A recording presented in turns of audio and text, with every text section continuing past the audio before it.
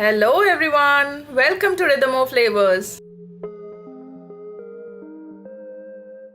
Festive season is here and I'm sure sweets have made way to many kitchens. Let me share one of the sweet recipes called Shahi Tukda with a small twist.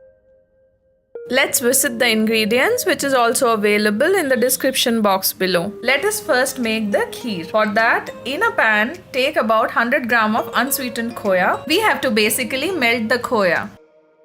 After stirring for a couple of minutes, add little milk at a time and stir so that the two blends together. Now see how the kheer has thickened. At this point, we will add 1 to 2 tablespoons of sugar, little more milk, and some cardamom for flavor. We do not want to over-sweeten this kheer and you will get to know why.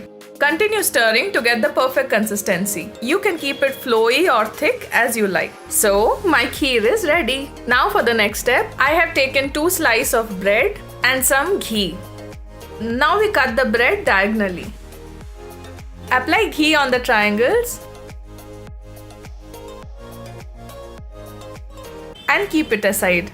In a pan, take about a tablespoon of ghee and a tablespoon of cooking oil. In this, I will fry dry fruits like sliced almonds, raisins. I fry them because I like them crunchy and it'll have a bite to it.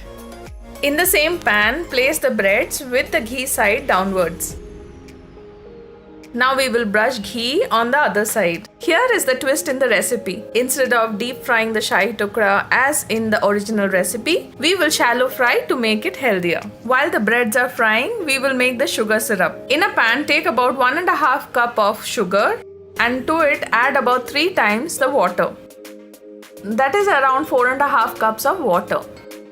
Let the sugar melt completely.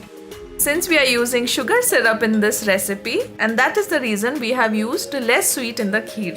I boiled this sugar syrup for about 15 to 20 minutes. Please check the description box to know how to remove dirt from sugar that floats when making the syrup.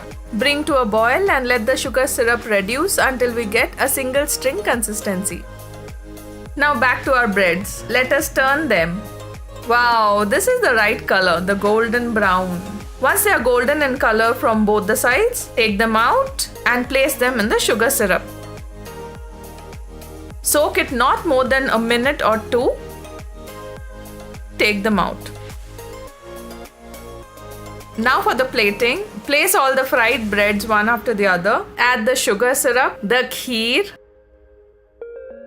and the fried dry fruits and serve them immediately. Enjoy! Thank you for watching.